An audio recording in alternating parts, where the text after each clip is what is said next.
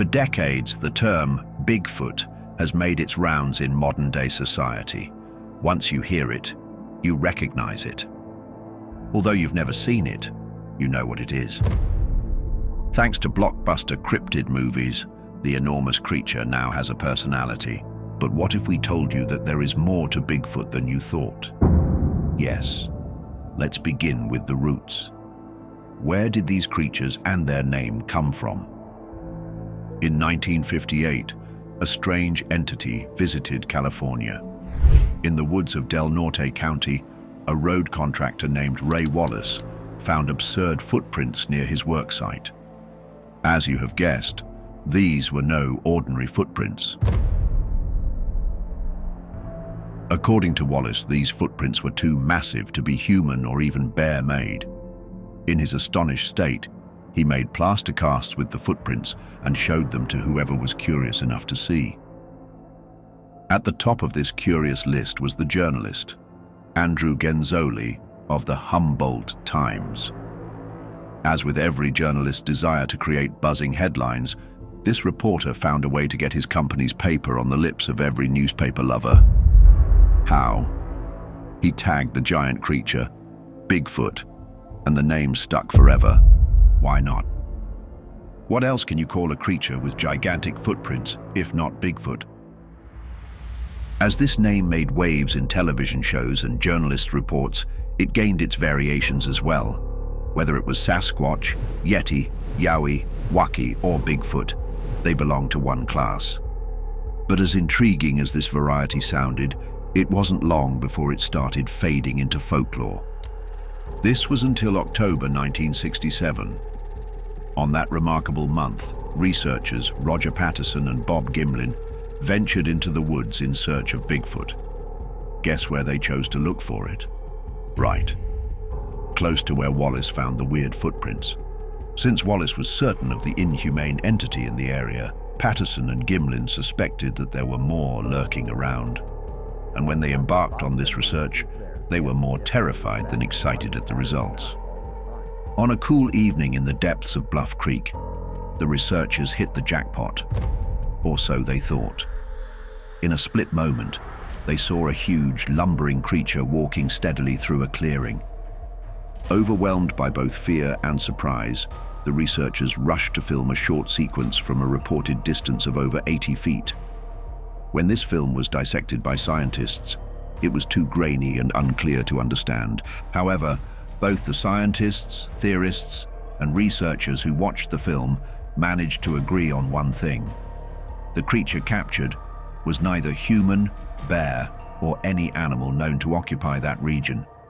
This sparked the question, was that Bigfoot in all its glory? To confirm this, we ask, was the foot as big as the one found by Ray Wallace? You bet it was.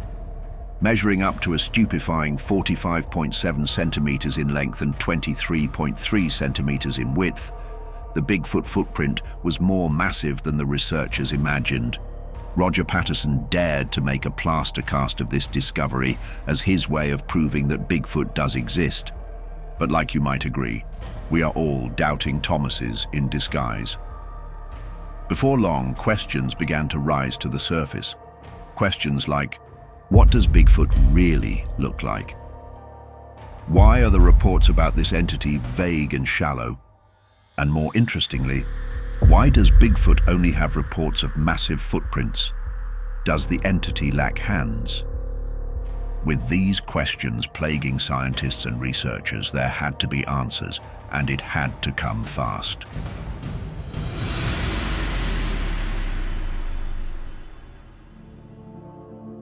Three years later, an answer did come, this time through the hands of Ivan Marks. In the north of Colville, Washington, during the bright summer of 1970, Marks allegedly stumbled upon the handprint of Bigfoot. The size of these handprints will amaze you. Measuring 32.3 centimeters in length and 26.5 centimeters in width, the handprints of the creature were too absurd to ignore. Once again, they made plaster casts and stored them at the Arizona State Museum. But of course, the doubts never end. What if the handprint merely belonged to a man or woman in a gorilla suit? Or gorillas themselves, perhaps?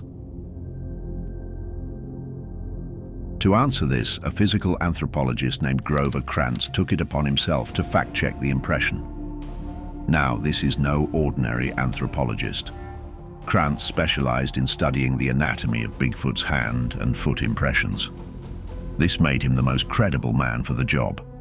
His report. Many details found in Marx's handprint impression were too complicated to be fake. Put simply, anthropologist Grover Krantz certified the evidence as real. Can you imagine this? If you can, the Arizona State Museum is not on the same page as you. Underneath the featured Bigfoot handprint cast lies the catalog card, which reads, "This handprint is almost certainly not genuine." Almost. Certainly. Not genuine. Even with such a note, it's hard to tell which side they are on. However, the next set of evidence hardly plays around the table. This time, let's dive into the experiences of people who have encountered Bigfoot face to face. Do you wonder what Bigfoot looks like? More adventurously, how do they smell, think, and communicate? It's time to stop wondering. Keep watching to hear the wildest of accounts from the horse's mouth.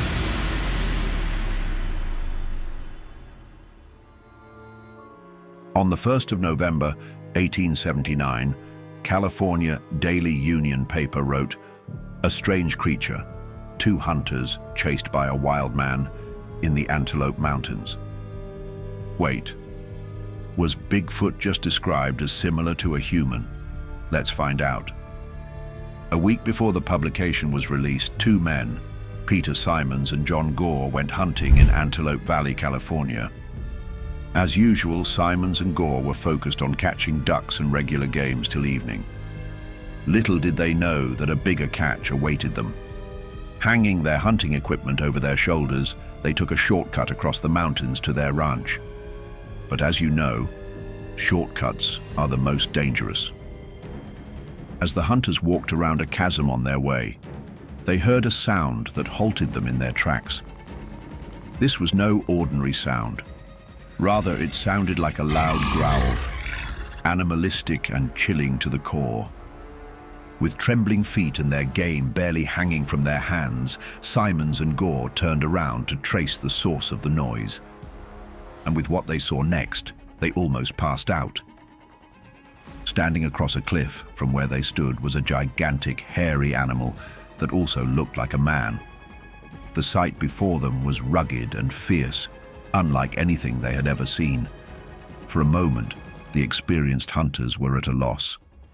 Was this an animal or a monster? This was no time to decide. Without hesitation, they pulled out their firearms and shot at the creature non-stop. However, they would later realize that this was a big mistake. As Gore's fire hit the creature on its arm, the horrifying growl grew louder and the entity suddenly turned on them. In a split second, the once fearless hunters turned on their heels. Dropping their rifles, Simons and Gore ran for their lives. Their goal in that moment was not to uncover who or what they encountered, but to survive, even if this meant having mere stories to tell to the Daily Union newspaper. But their encounter is one out of thousands of reported Bigfoot situations. In the summer of 1924, a terrifying occurrence grazed the front page of Washington's Oregonian newspaper.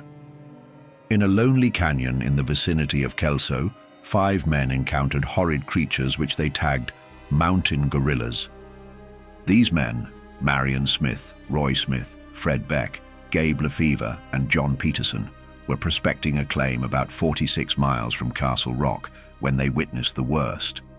According to the men, 4 huge animals, estimated to be around 400 pounds each, walked towards them. You heard that right. The creatures walked erect, in man-like form, but looked nothing like humans. Not only was the appearance of these mountain gorillas terrifying, but their interactions were torturous all night long. Once they saw the strange creatures, they acted on reflex. Smith fired at one of the animals with his revolver. and Fred Beck followed suit, killing one of them in the process. But they didn't know. There was more from where the four wild creatures came. As though driven by a united force, the beasts stormed the log cabin where the five men camped. According to the prospectors, the wild creatures threw big and hard rocks at the cabin all night, while the men could only shoot their revolvers through the ceiling to try and scare them off. As Fred Beck would later confess in an interview with Roger Patterson, that was the longest night of his life. According to Beck, the creatures would attack them with stones and then quiet down after a few minutes. In a bid to adapt, he and the other men also stopped shooting whenever the noises died down. But whenever they resumed the chaos, Beck noted that they sounded like a bunch of horses running around there. And although they called their assaulters mountain gorillas, the description given by Beck suggests that they may have encountered Bigfoot long before the term even came to be. In his words, they were tall. They looked to me like they were 8 feet tall, maybe taller, and they were built like a man. Beck recounted that the chaotic attack on the cabin continued till the early hours of the morning. Only then did the creatures walk back into the shadows. The men fled the area, not bothering to take their supplies with them. No doubt, staying alive was far more important than any property, no matter its worth.